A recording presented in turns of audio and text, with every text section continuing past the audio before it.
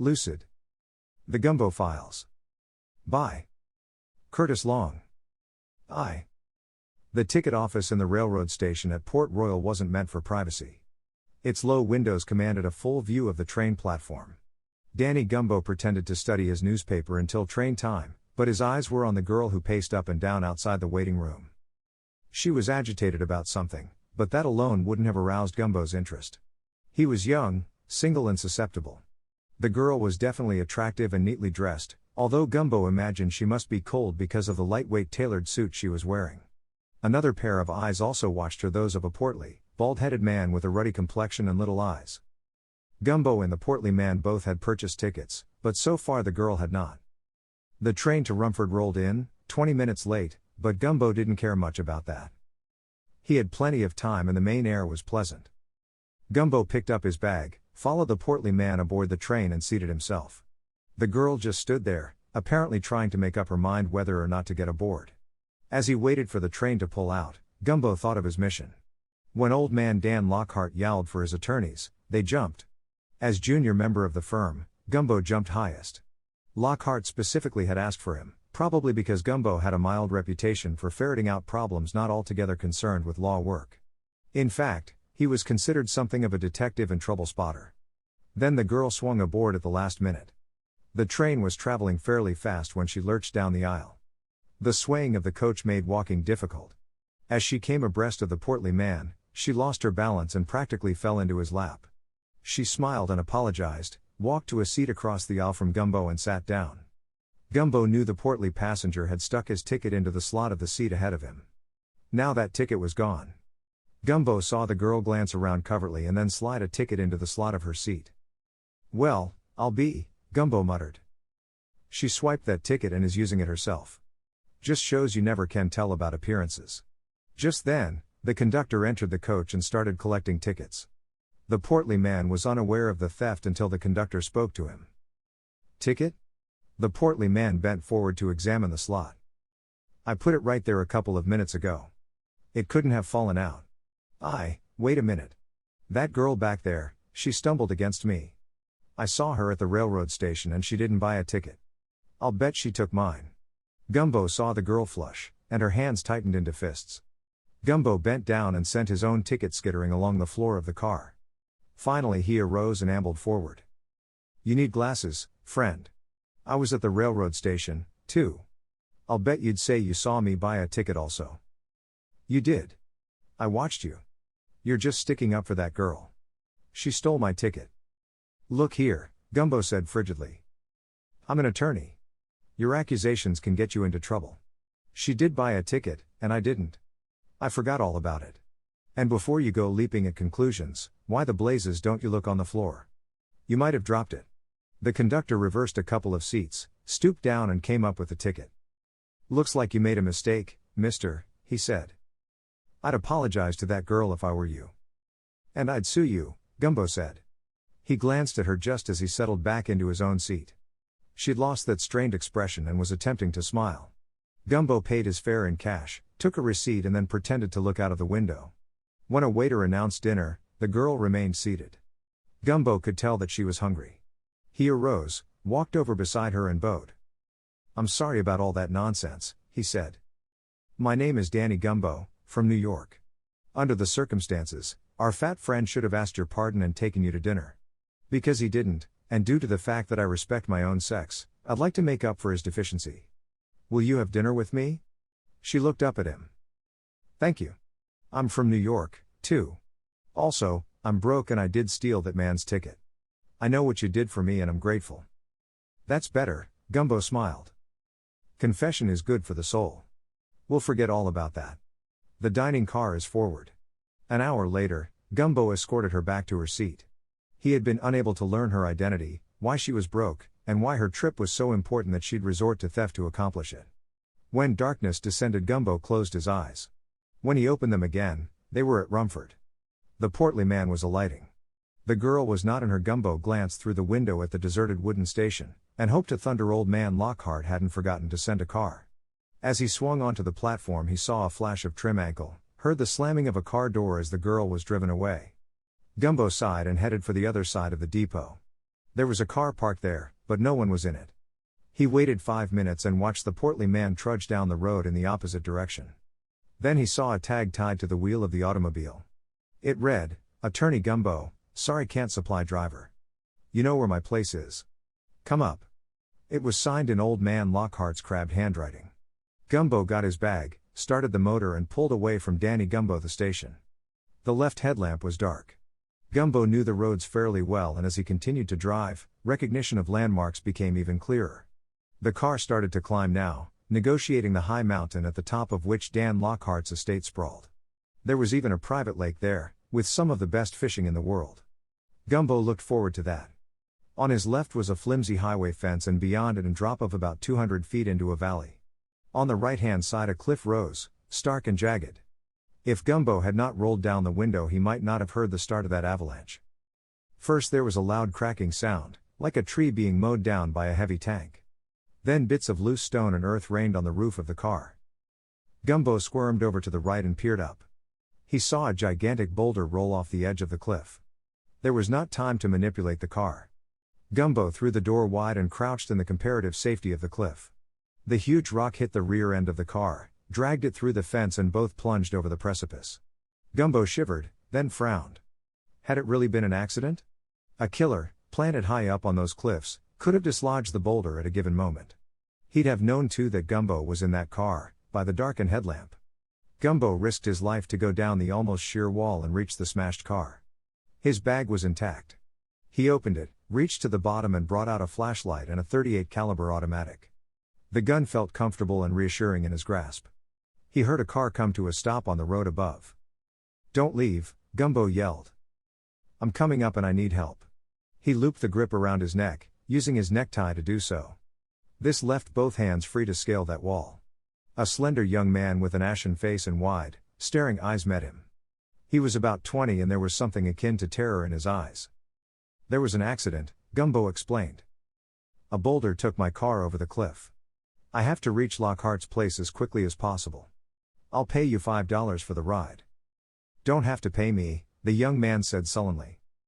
"That's where I'm going. Get in." Gumbo watched the lad narrowly during the ride and kept his left hand buried deep in the side pocket of his coat, where he could caress the gun. It seemed to him that this boy had come along almost too coincidentally. "Were you in town?" he asked. "Yup. Funny that I didn't see you," Gumbo went on. "In fact, I didn't see another car, and everything in town was closed up tight. I was seeing a friend." Gumbo was far from satisfied. It was possible that the young man had hidden his car, climbed to where that boulder had been previously prepared for an easy push that would send it down, and then hurried back to his car and stopped to see what actual damage his murderous act had accomplished. The winding road passed between tall rows of birches and cedars. The smell of them had long since gotten into Gumbo's soul.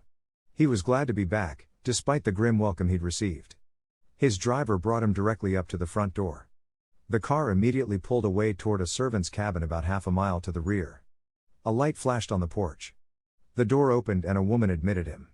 She was tall, straight as one of the birches on the estate, and there was no sign of welcome on her face. "You must be the lawyer. We expected you long ago. I kept something warm for you. Come in." Gumbo walked down the long, wide reception hall. This was a 2-story log building containing 16 rooms. Ted Essex, Lockhart's confidential secretary, came out of the study. Essex greeted him with outstretched hand and a broad smile. Gumbo immediately told him about the accident. "Rock? Car left for you?" Essex looked puzzled. "I don't get it. I assigned the housekeeper's son to go after you. He's a skinny, pale kid." "Well," Gumbo grunted. "He did bring me here, but I didn't meet him until after the accident. I could have sworn the note had been written by Lockhart. There must be a mistake." "How is the old boy?" "Not particularly good," Essex said. "He and I were out driving yesterday morning, when he crashed against a tree while making a sharp turn. The car caught fire. I dragged him out, but he's badly burned. There's a doctor from the village with him now. Lockhart looks like a mummy. He's swathed in oil and bandages. Lucky, though. If he'd been alone, he'd have roasted to death. Look at my hands and my arms. That is just a small sample of what Lockhart got." 2. M to the power of Essex carefully pulled up his sleeves and exhibited raw, sore-looking burns. Lockhart has been afraid he might die, and there are some changes to be made in his will, the secretary went on. That's why he called for you. Supposing you eat while the doctor finishes up. Then I'll take you to see him. After that, you can meet the twin vultures. Exactly who are they? Gumbo laughed. Essex shrugged. Lockhart's stepdaughter is one. Probably you never met her, but we let her know about the old man's condition and she flew here, landing at the nearest airport. The other is the old man's niece, equally attracted by the savory thoughts of his death and the estate he'll leave. She arrived a short time ago. Gumbo ate in a small alcove. The Dur housekeeper served him with food. She answered Gumbo's every comment with a curt yes or no. She stiffened suddenly and seemed to almost flee from the room. Gumbo looked around. A tall, slender girl in a brocaded housecoat and elaborately designed slippers approached. Hello, she extended a slim hand. You must be the lawyer whom Daddy sent for. My name is Beth Drake. Gumbo motioned to a chair on the other side of the table. Won't you sit down? Gumbo knew a great deal about Beth Drake. Lockhart had married her mother and the union lasted about a year. Then Lockhart settled a sum on her. Gumbo's firm had handled the divorce. The mother died and Beth Drake went on to become a second-line chorus girl, a hat check girl, a restaurant hostess, and in the process managed to attain an unsavory reputation. We were so afraid Daddy might die, Beth said, watching Gumbo. I understand he's much better now, Gumbo said. Where is Lockhart's niece? You mean Maddie Stanforth? Oh, she's around, figuring what she'll do with the things she falls heir to when Daddy does leave us. Gumbo patted his lips with the napkin, arose and helped Beth from her chair. They walked across the hall into the living room. Maddie, you know, she's filthy rich. She's pretty, I suppose? Well, in a way. I suppose you might call her that, Beth answered. Gumbo consequently prepared himself to meet a ravishing beauty. Yet he didn't steel himself enough, because Miss Maddie Stanforth turned out to be the penniless girl who'd stolen a ticket on the train. She extended her hand to Gumbo as though he were a perfect stranger. So glad you're here, she said coolly. Mr. Essex told me to find you. Mr. Lockhart is ready now. He's upstairs. Dr. Baker will show you where. He's waiting at the head of the steps. Gumbo grinned at her and climbed the stairway. Dr. Baker was a burly, bearded giant of a man and his handshake felt something like the grip of a bear. You may talk to the patient for 10 minutes and no longer. He isn't completely out of the woods yet, but I suspect we'll have him around again soon. He can talk only in a whisper and he mustn't do too much of that. Gumbo knew he'd find something rather grim-looking in that bed, but Lockhart's appearance shocked him profoundly. The elderly millionaire was swathed in so many bandages that only his eyes were visible. He raised a thickly bandaged hand and Gumbo just touched it. Shut the door, Lockhart whispered and the bandages muffled the words. Nosy doctor. Don't trust him. Don't trust anybody. Gumbo closed the door. Lockhart certainly hadn't changed much. Now keep quiet and listen, Lockhart whispered. There's a lot going on around here I don't like. I think the accident wasn't quite that. Somebody tampered with the steering gear. I don't know who it could have been. I'm pretty bad, Gumbo. Worse than you think, or that fool doctor lets on. They can't trick me. I know. I'll have Essex get my will. I wrote a new one myself and I want you to be sure it's airtight. Essex is all right, trust him. When you've finished with the will, find out who monkeyed with my car. You have a reputation as a detective of sorts. Kaon left the room and walked slowly over to the stairs. He was halfway down them when he heard a wild shout. It came from Lockhart's room. Reversing his steps, Gumbo rushed to the door, threw it wide and saw the face of the pale, skinny youth who had driven him to the house at the window. The boy held a gun in his hand. Lockhart was propped up on one elbow. Gumbo seized a vase and flung it at the face. It missed, but the youth disappeared. When Gumbo looked through the window, he saw that the boy had climbed a tree and crawled out on a thick limb to reach the window. To make his escape, he merely dropped to the ground and scampered away. Lockhart whispered hoarsely. He had a gun. He was going to kill me. His mother, Mrs. Webster, the housekeeper, told him to do that. As soon as I get better, I'll kick both of them off the place. Gumbo, I'm probably the most hated man in this neck of the woods. Bosh. Gumbo locked the window and lowered the shade. Why would anybody be sore at you? Because I won't be a good fellow and die, that's why, Lockhart said grimly. Downstairs, Gumbo met Maddie Stanforth again. She was alone. He took her arm and piloted her into the study.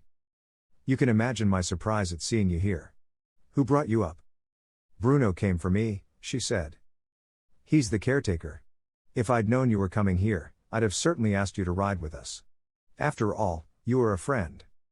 Would you mind taking a little walk with me, friend? Gumbo grinned. They strolled around the north wing and paced the driveway heading to the servants' quarters. He held her arm, drawing as close as he dared. Just between the two of us, he said. A couple of strange things have occurred tonight. First of all, I'm certain somebody tried to kill me. Then, a few minutes ago, Mrs. Webster's boy tried to take a pot shot at your uncle. Is Uncle all right? Yes, but that boy had murder in his eyes. Why should he hate your uncle? I don't know, Mr. Gumbo. I've known Joey, the boy, about 3 years and he's always been very shy. Uncle treated him well. 121. And while we're on this deep investigation, Gumbo said. Why not tell me how come you're considered a very wealthy young lady, yet you were obliged to chisel a railroad ticket up here?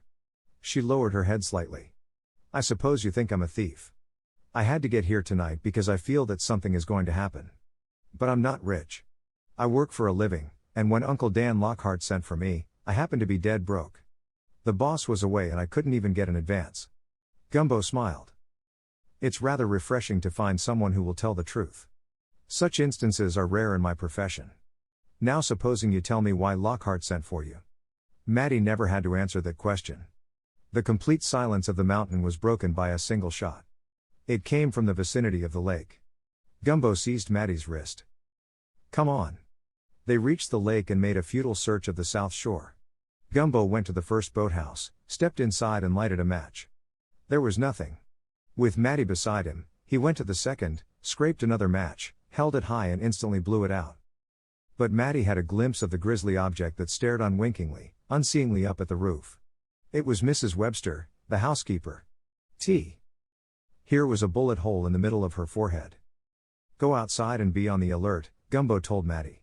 Kneeling beside the limp figure, Gumbo felt for a pulse he knew wouldn't be there. He looked around the place, using one match after another. There was no gun. Then Gumbo heard Maddie's shrill warning. He snuffed out the match and dropped flat. There was a sound of breaking glass and 2 shots rang out. Both bullets plowed into the worn floor at Gumbo's side. You killed her. You're a big city gangster and he sent for you to kill her. It was the sobbing voice of Joey, the son of the dead woman. There was frantic bitterness in his grief-stricken words. His emotions were running riot in blind revenge. Gumbo cursed himself for not carrying his automatic. He felt pity for the boy, but realized the youth might murder anyone he met. He had to be restrained. Maddie was crouched against the outside wall. Gumbo went up to her when he heard Joey flee through the underbrush. It's all right, he whispered. He's gone. The poor kid saw me kneeling beside the body of his mother and thought I'd killed her. Now why should he think Lockhart would even consider doing a thing like that? I don't know. Maddie clutched his arm tightly. Let's get away from here. I'm afraid. He might return and kill you. Ted Essex, carrying a baseball bat in one hand, ran up. What the devil, he panted. The devil is right, Gumbo said. Mrs. Webster was murdered. She's inside the boathouse. Her boy just took a couple of potshots at me, too. We'd better round him up before he goes berserk in his grief. Also, it might be a good idea to notify the police. Police? There aren't any. Just the state troopers about 50 miles away. We can't even phone them. Lockhart wanted phones installed, but the telephone company asked the price of a new power plant to put them in up here. Unless we send someone. Not on your life, Gumbo snapped. It would be just our ill luck to send the murderer. Dr. Baker had better come down here and take charge. Maddie clung tightly to Gumbo's arm as they followed Essex to the lodge. This Bruno, the caretaker who met you at the train, Gumbo said. I'd like to meet him. I know he's been here a long time and Lockhart must trust the man, but Bruno may know something to help us. Bruno is as faithful as an old watchdog. I'd trust him anywhere. He likes me, too. May I see him first and arrange things? He isn't fond of strangers and their questions, but I'm pretty sure I can make him listen to you. That will be fine. Just one thing, Maddie. Be careful. There's a killer loose on this estate and he won't stop at one murder. He watched her hurry away into the darkness. Bruno's dark cabin was illuminated. Gumbo hurried to the lodge. Beth Drake was in the library idly thumping a book. Essex told me what happened. Who do you think killed that nice old lady? Why do you speak of her like that? Gumbo asked bluntly. She hated you. I could see it on her face when you walked into the dining nook. Beth's smile faded. Well, just because she didn't like me is no reason why I should have hated her. Truthfully, I don't think Mrs. Webster liked any of us. Maybe, Gumbo agreed. You've been in the house all of the time? Right in the study. Nobody seems to care much whether I'm lonesome or not. Gumbo went upstairs. Dr. Baker sat beside Lockhart's bed and he motioned Gumbo that it was all right to approach. Stay with him until I return, he said. Essex told me about Mrs. Webster. I'll go right down. He's waiting for me at the back door. Gumbo took the doctor's chair. Lockhart turned his head slowly in Gumbo's direction. A hoarse chuckle came from his throat. So the old hag is done for at last, is she? Good. Excellent. Find the man who killed her, Gumbo. I intend to. It was a brutal murder. The man who did it must be punished. Never mind the punishment, Lockhart whispered. Find him and give him $10,000 with my compliments. The old woman got what she deserved. Listen to me, Gumbo. You don't know what she was. Domineering, sly and clever. She used to examine all my books, read my mail. Do you suppose that alabaster-faced kid of hers came to kill me of his own volition? Not so you'd notice it. She sent him. I'm glad she's dead. Now get out of here and let me get some sleep. 3. Lockhart didn't sleep and Gumbo didn't leave. The old man kept muttering her name, interspersed with some of the vilest curses Gumbo had ever heard. When Baker returned, Gumbo went with him into the doctor's bedroom. He closed the door, lighted a cigar and then took a hypodermic needle from his kit. I'm going to give Lockhart something to make him sleep, he said.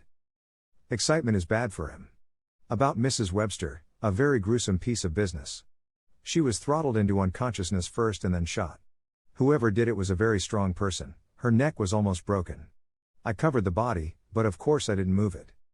Fortunately the law is taken care of, because I happen to be the medical examiner for this district.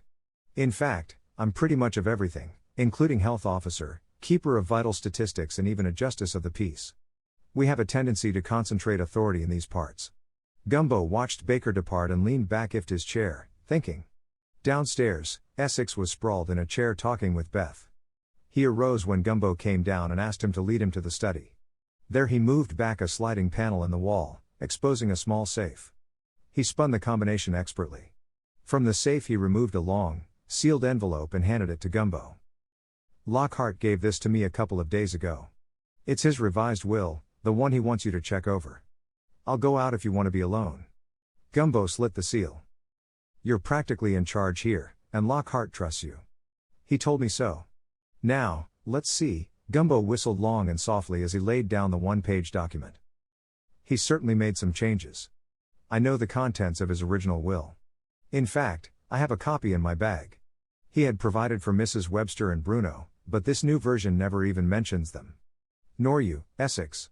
And he originally left you $10,000 if you were still in his employ when he died. Essex grinned. I had an inkling of that. Lockhart is a very changeable person. He pays me well, and he mentioned the other day that I was a fool if I expected to gain by his death. If it's not too confidential, who does get the money? Maddie is mentioned. $25,000 goes to her. He maintains she has enough money and more would only burden her. The bulk of his estate goes to Beth Drake, and I'm appointed executor. Well, I guess that's that. I'll have to make a legal version of this and have him sign it first thing in the morning. Now, tell me about Maddie Stanforth. Where did she get this wealth of hers? Essex lit a cigarette and leaned back. Well, her mother and the old boy upstairs were sister and brother. She married some rather insignificant scientist. The old boy didn't like it, but he was mollified when he learned that his sister was well off financially. Seems this scientist made a pot of money. He died, and so did his wife. Maddie inherited their estate. I think the old boy is rather fair about it all, don't you? I suppose so, Gumbo said, going outside. Beth started to arise when he passed the library door, but Gumbo kept on going. He wanted to see Maddie, find out about Bruno and other things. She had a little explaining to do, however. Everyone believed her to be rich, and Maddie maintained she wasn't. But Maddie was nowhere in sight. Gumbo frowned and hurried toward Bruno's lighted cabin. He stepped up on the tiny porch. From it he could look into a window and see half of a room. A big, ungainly man sat in a chair and ran a cleaning rag through one of the biggest revolvers Gumbo had ever seen. This must be Bruno, but Gumbo decided he'd hate to meet him in the dark. He looked big enough to handle any two ordinary men. Gumbo rapped on the door. Bruno started up and Gumbo heard him fussing around for a minute or two.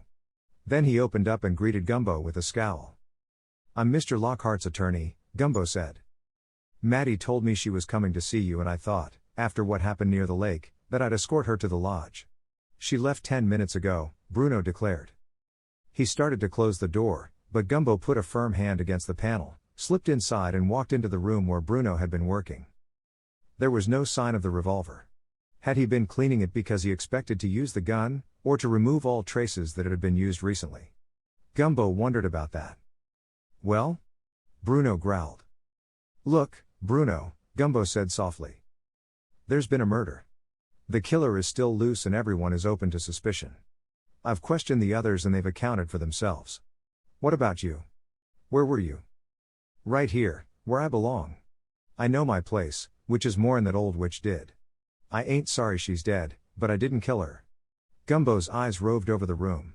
In a back corner he spotted a leather jacket, much too small for Bruno's big shoulders and exactly the type which Joey Webster had worn. Gumbo said nothing.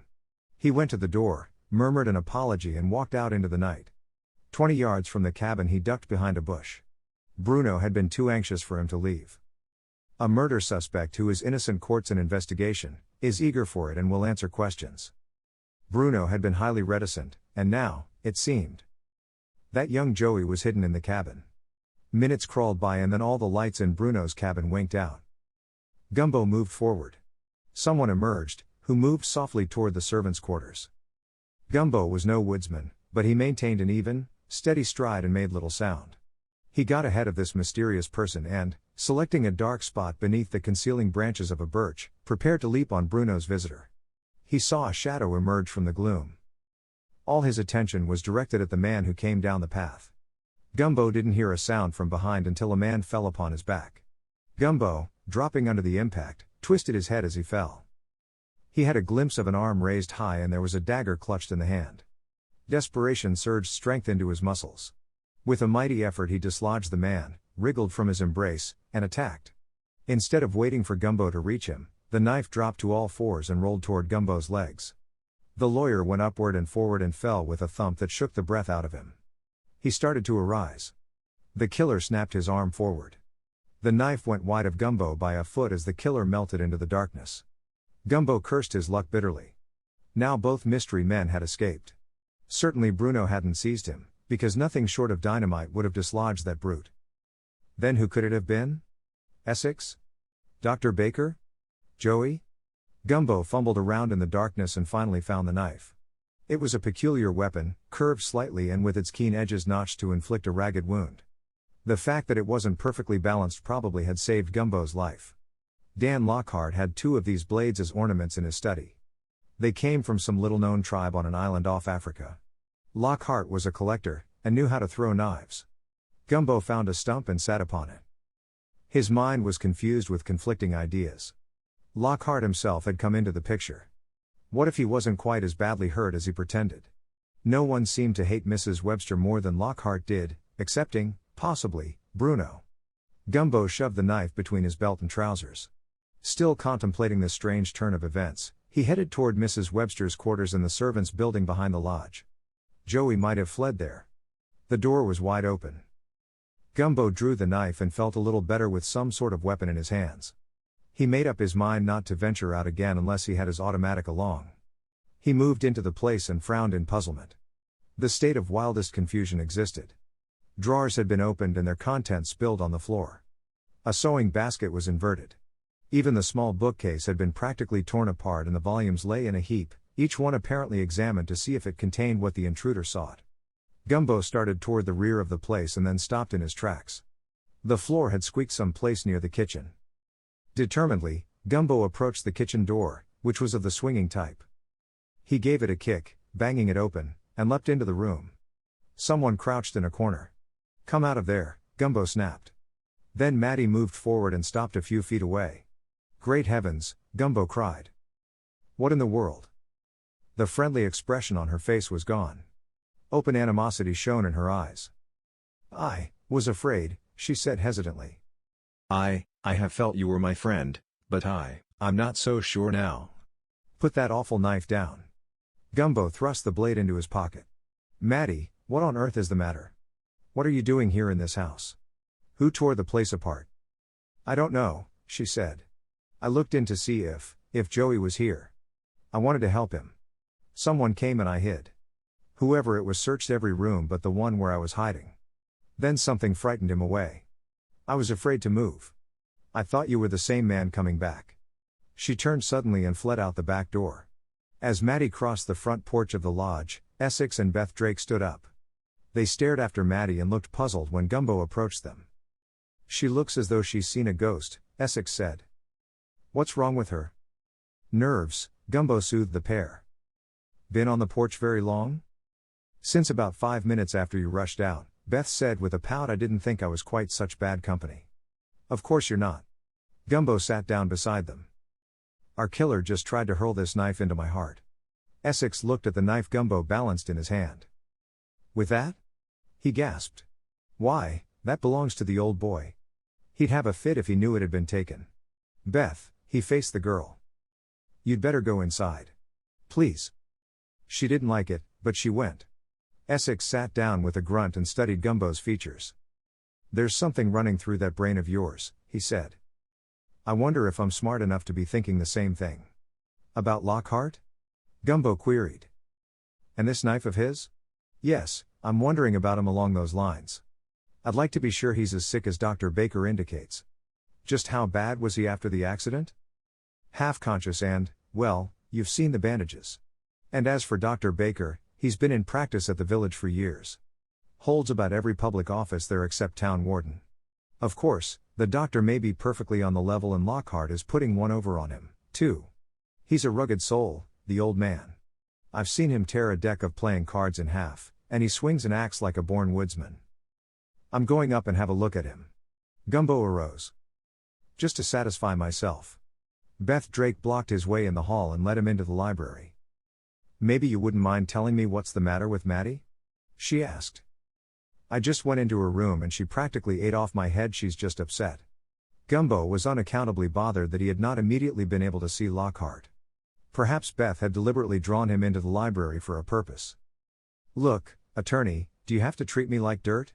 Haven't I the littlest bit of appeal for a guy like you? Essex seems to think I have, but you pass over me as if I were just a blank space." "I'm sorry," Gumbo said. "But things have happened so darn fast. Well, frankly, I've been more interested in trying to protect people's lives on this estate. We're all in very grave danger, Beth." Beth stepped back and he went upstairs. He found Dr. Baker occupying a chair tilted back against the door to Lockhart's room. The doctor was dozing, but he jerked to attention when Gumbo walked toward him. "Oh," he blinked sleepily. "It's you again. Don't worry about Lockhart. He's sleeping like a baby. They can be tough as ancient oaks, but a needle full of morphine puts them away." "I'd like to look in on him," Gumbo insisted. Baker removed the chair, opened the door, and Lockhart's monotonous, loud breathing filled the room. He lay on his back, bandaged face carefully propped against the pillows. Gumbo went out on tiptoe, closed the door and asked, "In your opinion, could Lockhart get up and walk around, exert himself physically?" Baker wagged his head solemnly from side to side. "I don't know what you're getting at, but Lockhart is a mighty sick man. I doubt that he could leave his bed." Gumbo walked down the hall to the last door and rapped softly on the panel. When it was opened, Maddie tried to close it in his face. Gumbo wasn't to be put off now. This affair had reached a state where he had to know the entire truth. "Please sit down," he told her. "First, I want to know what made you change your attitude toward me. You saw no one but Bruno and, possibly, young Joey, because he was in Bruno's house." "No, you must be wrong," Maddie said. "Bruno was going to look for Joey. He thought he'd gone crazy. Joey wasn't there." "All right, he wasn't," Gumbo answered. "You still haven't told me why I'm suddenly poisoning the atmosphere when you're around." She looked at him and there was no fear in her eyes, just reproach. I've been told you're not exactly what you pretend to be. I can't forget how you watched me at Port Royal, how you interceded for me about the ticket. You took me to dinner and cross-examined me as though I were on the witness stand. You watched me get off the train. I've wondered if all that came about by sheer accident or whether you knew who I was and deliberately seized an opportunity to ingratiate yourself. Of all the fool ideas, Gumbo blurted. I'm Danny Gumbo, New York attorney. I came here because Lockhart trusts me, knows me. What more proof do you want? That still doesn't make you Danny Gumbo. I heard what Joey shouted when you were kneeling by his mother's body. He called you a gangster sent to kill Mrs. Webster. Look, Maddie, use your head. When Mrs. Webster was shot, I was standing right at your side, hundreds of yards away from the boathouse. Now how could I have murdered her? You and I happen to be the only two persons here who have a perfect alibi. Maddie was silent, her eyes expressionless. He walked to the door and said stiffly, if you should need me, call. Good night. Essex still was sitting on the porch, puffing a pipe and deep in thought. Gumbo didn't bother him. He went to the study, locked the door and tackled his job of making a legal document of Dan Lockhart's hand-drawn will. He typed steadily for almost an hour, filling in the whys and wherefores until he'd converted the one-page letter into a 5-page document. His task completed, Gumbo placed both documents into the still-open safe, closed the door and spun the dial. A glance at his watch told him it was 2:10, but he felt no fatigue. There was a growing anger in his heart. All that he had learned so far was that Lockhart hated the murdered woman. Bruno hated her, too, but not with the complete venom that Lockhart displayed. Gumbo put his cigarette case away, went up to his room and transferred his automatic from valise to hip pocket. He donned a topcoat and hat, and softly made his way along the reception hall. He glanced in the study and almost gave himself away by his start of surprise. Essex and Beth Drake were deeply engrossed in one another and in a tight embrace. Maddie's room was illuminated, he saw, and was glad. He didn't mind things half so much when he knew she was safe. He wondered if that could be love. Joey had to be found and Gumbo realized that this pale, wan boy probably held the solution to the whole affair. Despite his obviously weak body, Joey Webster still was dangerous. There was nothing fragile about that gun he possessed. Gumbo tramped through the night, one hand gripping his automatic tightly. He had no idea where Joey might be. There were dozens of good hiding places on this estate and Joey must know every one of them. He might shoot from around any tree or gully. Gumbo searched the garages behind the house first, and to ensure against anyone's leaving stealthily, he removed the keys from the 3 cars. The obvious thing to do was to ask someone in the house to drive for help. A detail of state police would round up Joey and Bruno in jig time, but Gumbo was by no means satisfied that the murderer of Mrs. Webster wouldn't seize an opportunity to run for it. He discounted the theory that Joey would have slain his own mother. And Bruno, from what Gumbo had observed of him, didn't seem the type to kill a woman he'd worked with for years. Bruno's cottage was unlocked. Gumbo searched the place. In the tiny kitchen he found a table which had been set for 2 people. Obviously Joey had been fed here and Bruno's denial of his whereabouts was a lie. Mrs. Webster's house was in darkness when Gumbo entered. Some attempt had been made to straighten up the place. Books had been replaced, a table turned upright and the contents of the sewing basket gathered and carefully placed in a corner of the davenport. Gumbo heard a noise like someone moving a chair. It came from one of the bedrooms at the rear of the cottage. He kicked open the door, pressed an electric light switch and kept his gun ready. Joey Webster stood in the middle of the room. One hand pressed down on the back of a chair and the other held the big gun Gumbo had last seen in Bruno's possession. Joey had a peculiar smile on his lips and he seemed paler than ever. Put your gun down, Joey, Gumbo snapped. Put it down. I'd hate to have to shoot you. Joey's fingers relaxed their grip on the huge pistol. It clattered to the floor. Joey let go of the chair too and took a couple of slow, hesitant forward steps. I was wrong about you, he said thickly. Very wrong, should have known better. Glad you weren't killed by the stone. Good, Gumbo said. I'm glad you're finally admitting your guilt. Now, keep on talking. Why was your mother killed? Who murdered her? You must know. Sure, I know. Joey's face was beaded with sweat. Should have known, all along. Found out. Too late now. Fine stepfather, fooled everybody. Hated my mother. Hated me. Joey stumbled closer, and then his knees seemed to buckle under him. He pitched forward into Gumbo's arms.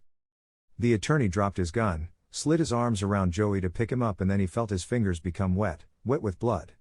Gumbo eased him to the floor. Joey had a sardonic grin on his face. He'd been stabbed in the back. He tried to explain what had happened. Perhaps his mind wasn't properly oriented, because his agony must have been excruciating. He'd done his level best, but Joey had been racing with a contestant who never loses. He'd learned that Gumbo wasn't a gangster hired to commit murder. How? Who had finally convinced him? And who had drove the blade into his back? Gumbo took a closer look at it.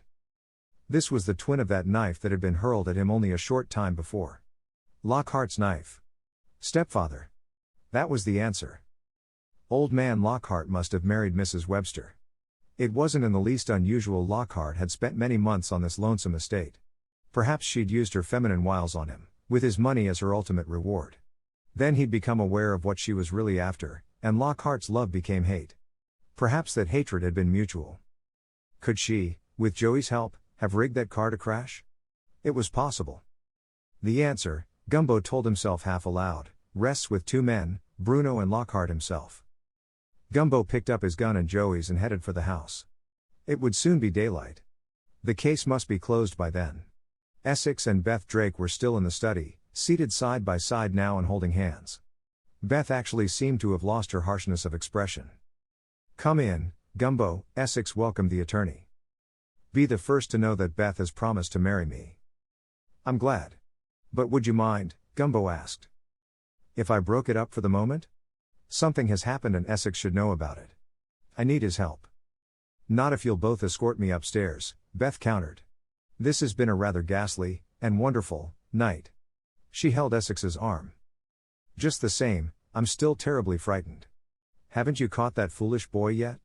They walked upstairs. Gumbo said, "Don't worry about him. I promise you he'll not harm anyone." Dr. Baker, parked against Lockhart's door, blinked owlishly. Gumbo let Essex take Beth to her room while he stopped to talk with Baker. "How is he?" he asked, and pointed at the door. "Sleeping like a child," Baker answered.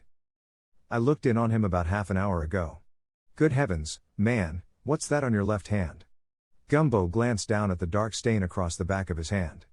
"Blood, doctor. Joey Webster's blood. He's dead." "But I thought." "So did I. Joey was our best bet as the killer, even if the victim was his mother. The boy seemed mentally unbalanced to me. He confessed that he was the person who dislodged that boulder which almost finished me off. Now it seems we were both wrong and there is another killer on the loose." "What about Bruno?" Baker queried. "I've seen the man once or twice. Looks like a slow-thinking brute and perfectly capable of any outrageous act. Bruno is missing, and that's what worries me. He's powerful enough to handle any two men like you and me. Keep a sharp eye open, doctor. By the way, have you seen Miss Stanforth?" Baker jerked a thumb in the direction of Maddie's door. "She's been in her room since the last time you were up. I'll watch out for her, too. You'd like that, I think, judging from the way you're so concerned about her welfare." Essex came back then and he and Gumbo went down to the library. Gumbo walked straight over to the wall where the knives had been hanging.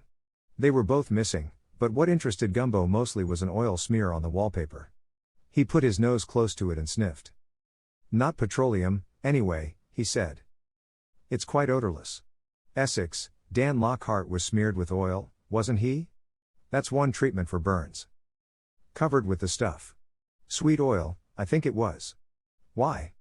Don't tell me you believe the old boy was down here and smeared some of the stuff on that wall. It's impossible. Gumbo, both those knives are missing. You had one of them. Where is the other?" "In Joey Webster's back," Gumbo replied. "Sit down, Essex. This thing is getting out of hand. As soon as it's daylight and I consider it safe, you'll have to take one of the cars and drive to the village for help. Joey was murdered, but when I reached him there was a spark of life remaining. He made it fairly clear to me that the killer was Joey's stepfather. That could mean only one man, Dan Lockhart." Essex stared, eyes wide and mouth hanging slightly agape. "I don't believe it," he said flatly. "It isn't possible. The old boy would have told me. Somebody got next to Joey and convinced him that was true, but I'm not convinced." "Why?" Lockhart detested the woman. Then why didn't he drive her off the estate, fire her? I don't know, Gumbo. I suggested that to him once a while back and he nearly bit my head off. I wonder if there could be a germ of truth in what Joey told you? But no, it's utterly fantastic. Well, he's going to tell us, Gumbo said with determination in his voice. Things point to him as the killer. I don't believe he's quite as badly hurt as we think. It's even possible that Dr. Baker is being paid a little something to lend a helping hand. I intend to find out about that. Gumbo stopped short, for he heard soft footsteps descending the stairs. Who's that? Relax, Essex smiled wryly. It's just some of Beth's work. She thought that because she's so darned happy, everyone else should be, too.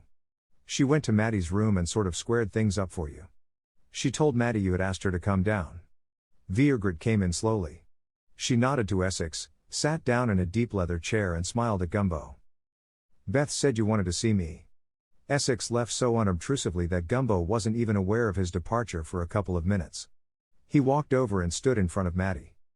I didn't ask to have you sent down, he said. That was Beth's happy thought, but I'm glad you're here. Things have happened. Joey's dead.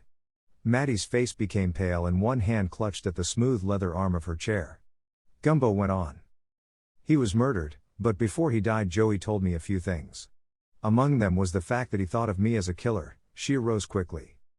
Bruno intimated you might not be Danny Gumbo, but of course you are. Otherwise, Uncle Dan wouldn't have accepted you. I think that Joey told him. Joey was in his house that night. Bruno was hiding him. Now, there is another thing. I have recently prepared Lockhart's will. His original left you the bulk of his estate, a great deal of money. The new will provided that only $25,000 be granted you because Lockhart indicates that you are independently wealthy and not in need of his fortune. That doesn't quite jibe with what you told me, and I've got to learn the truth. Yes, she said slowly. I understand that and I'll tell you. My mother married a scientist, who worked in a research laboratory for small pay, but he was always on the verge of discovering something. All he ever developed was hope.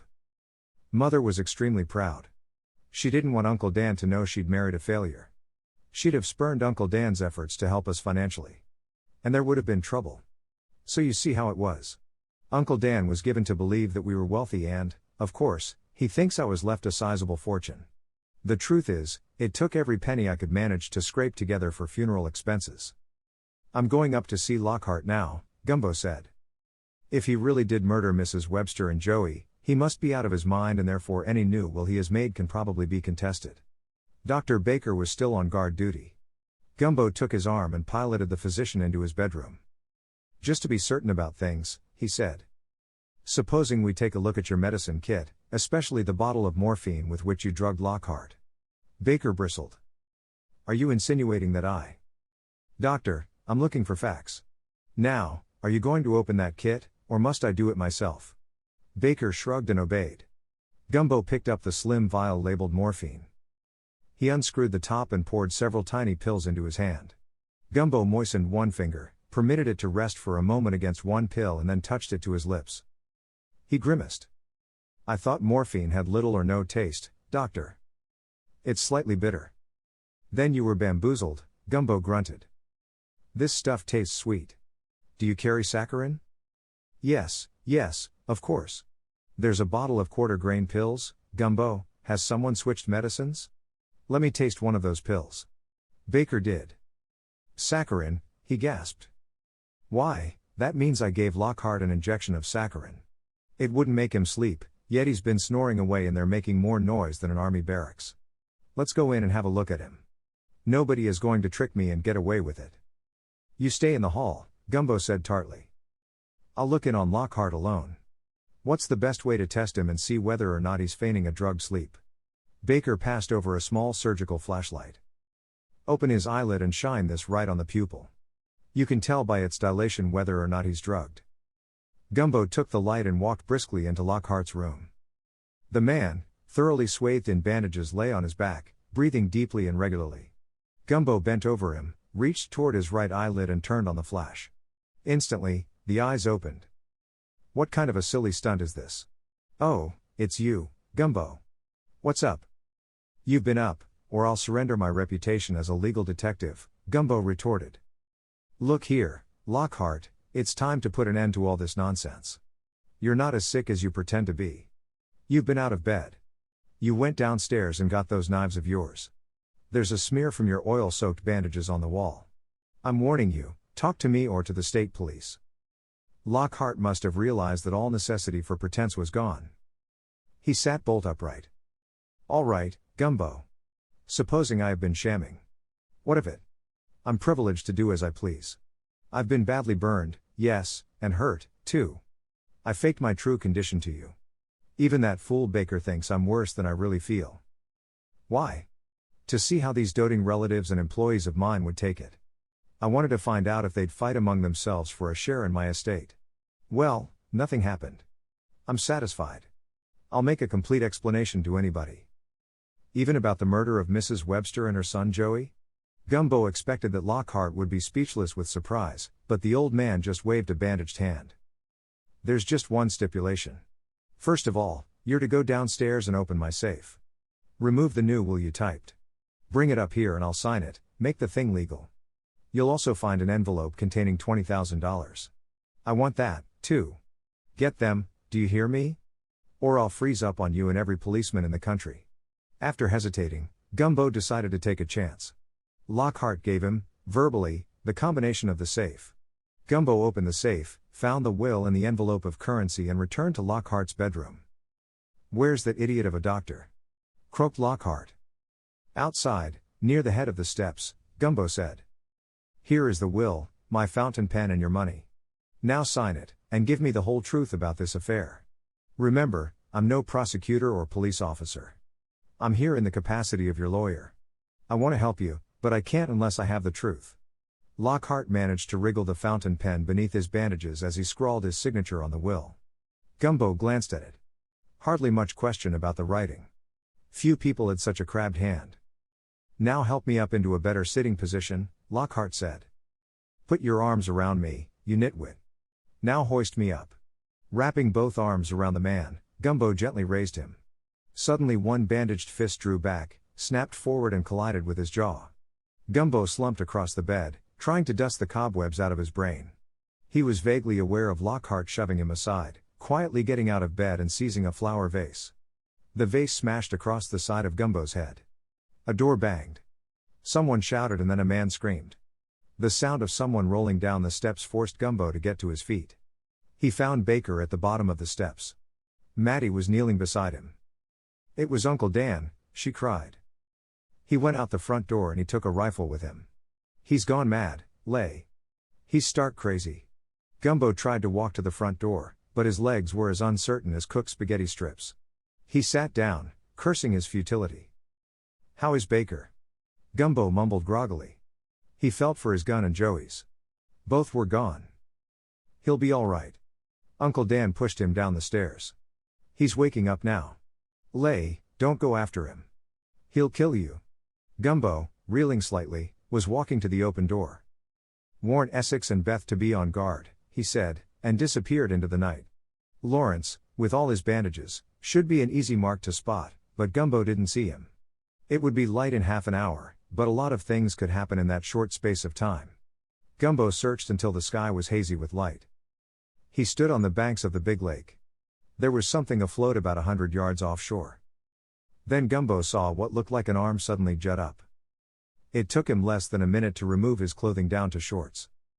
He waded into the icy water until he was chest deep and then he plunged forward. Swimming with long, powerful strokes, Gumbo rapidly overhauled the object he'd seen. It was a boat, down to the gunwales and in danger of sinking. Gumbo reached the side of the craft and looked into it. Burly Bruno lay there, his arms and legs securely tied. He'd been placed in a rowboat and huge rocks piled on top of him. The sides of the boat had been stove in to admit water slowly. It wouldn't take much more ballast to sink her. Gumbo clawed at the ropes and had loosened Bruno's arms, when he heard the sharp crack of a rifle. A bullet smacked against a rock. Another followed and sent several chips of wood flying. Whoever the marksman might be, he was good. He had the range and the next bullet might do the trick. Gumbo took a quick look shoreward.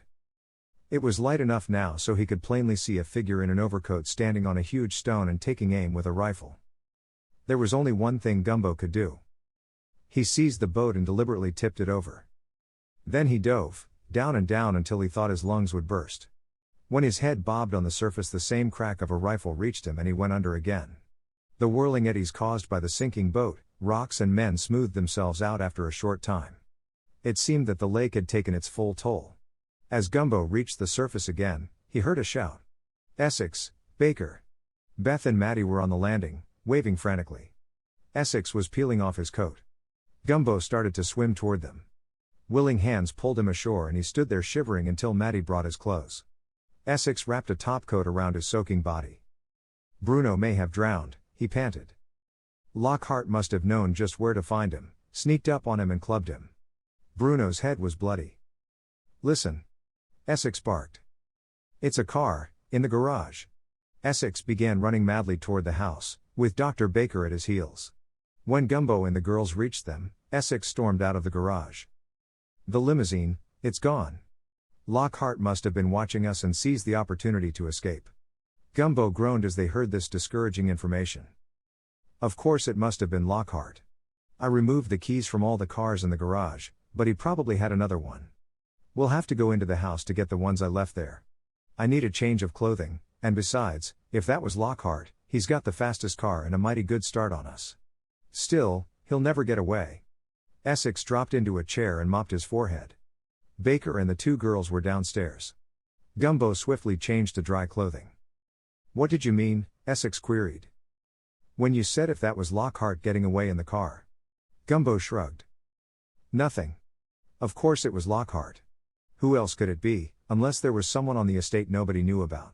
Mrs. Webster is dead, Joey is dead, Bruno is in the lake and Lockhart has run out. There's you, Baker, Beth, Maddie and myself left. How do you think you can stop that man? Essex demanded.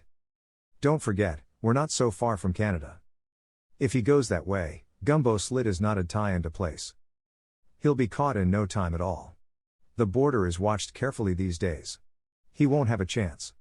Here's my idea.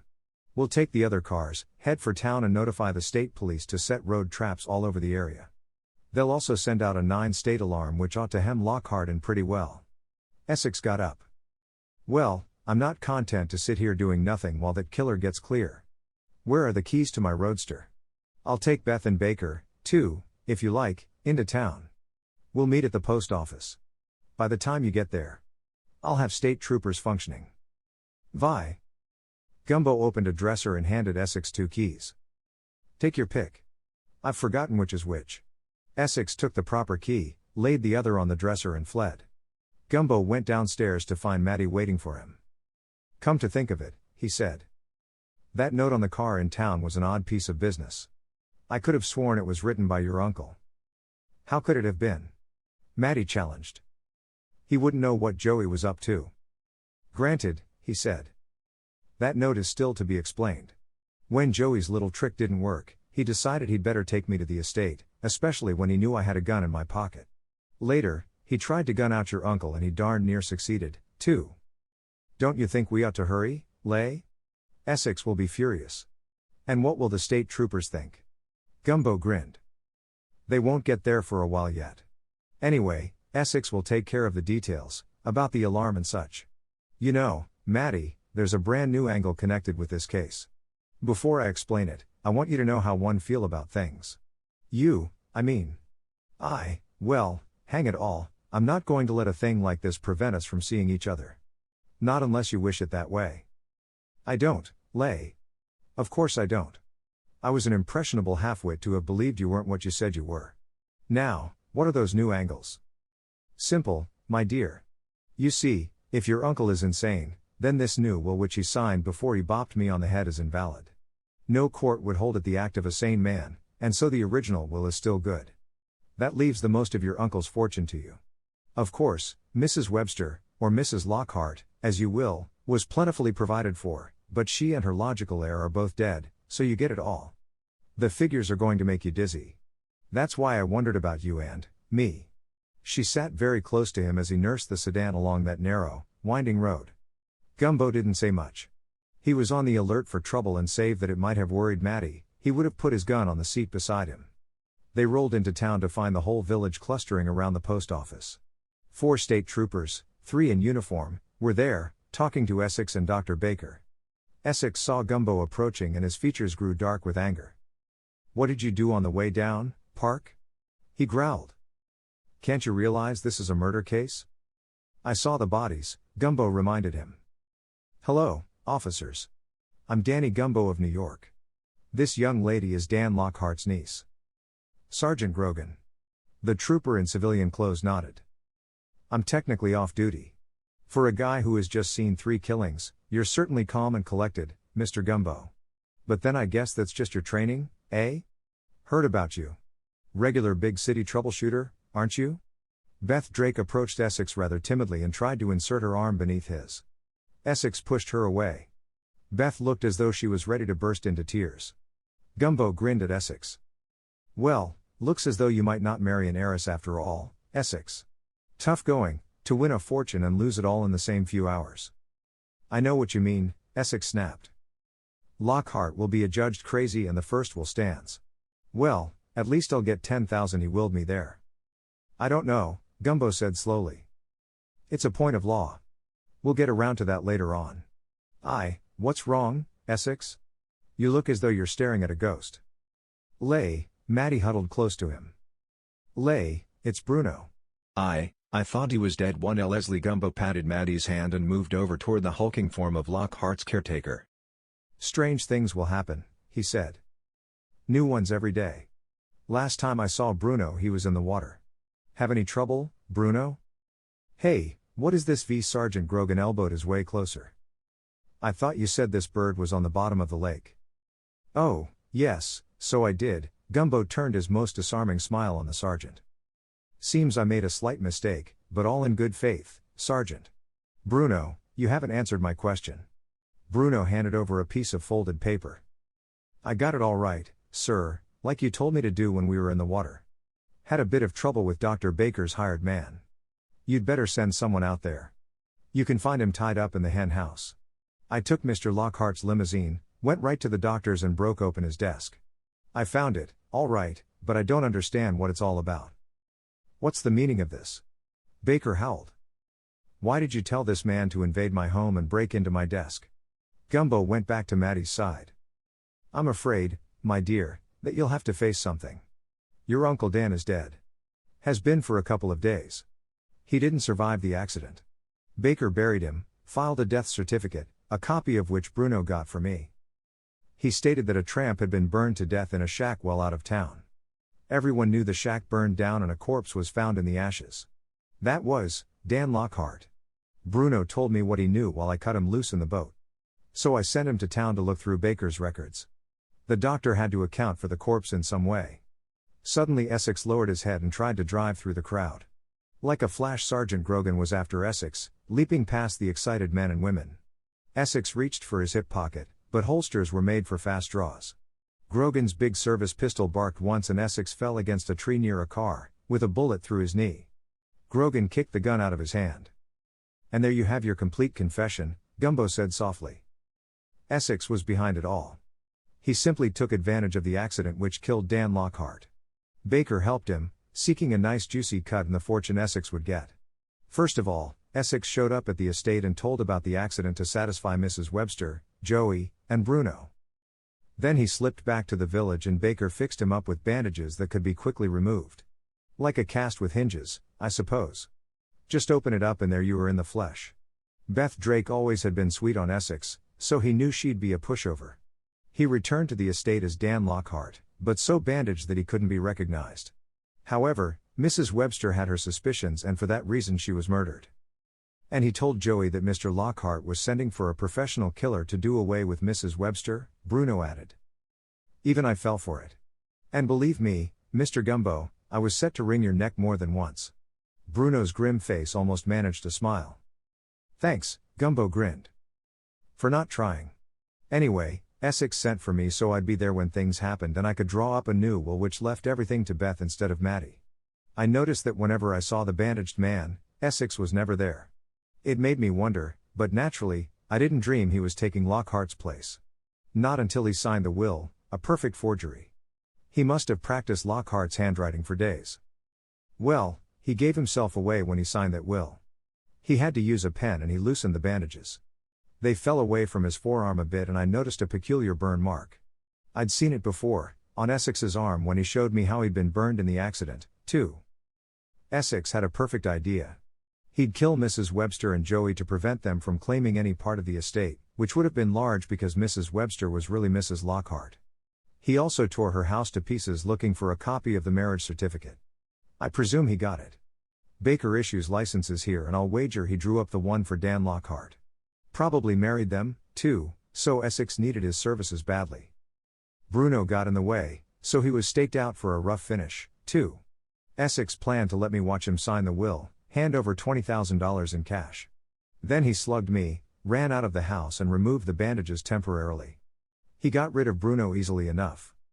Sneaked up on me when my back was turned, he did, Bruno affirmed, with a malignant glance at Essex. Yes, Gumbo said. Then it would appear that Lockhart had committed the crimes and run out with money enough to hide forever.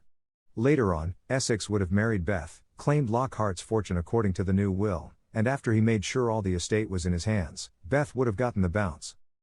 Only, Essex was not an attorney. He didn't look forward. And when the thought struck him that Lockhart might be adjudged insane and the will invalid, he showed his true colors by thrusting Beth aside. Everything he did was calculated to be the work of Dan Lockhart, who would never be found, of course, because he was buried in an unnamed grave. Well, I guess that's about all. Here was an express running through Rumford and an excited and obliging station agent flagged it down. Maddie and Gumbo occupied a drawing room on the way back to Boston, headed for New York. You know, Gumbo said thoughtfully. Essex made a very sane and lucid statement back there in the lodge. He said that Lockhart decided not to give you all that money because a big fortune and one small girl are dangerous. Now we can't let a situation like that go on forever. You'll hold the money bags, but I'm a smart lawyer. I'll hoodwink you every time you turn around, and pretty soon that fortune. You can have it. Maddie put her head on his shoulder. Every penny. I'll trade it for you. The end. More work by the author. Ruckus, a classic cozy gumshoe mystery. Ribbled, a classic cozy gumshoe mystery. Brouhaha, a classic cozy mystery box set.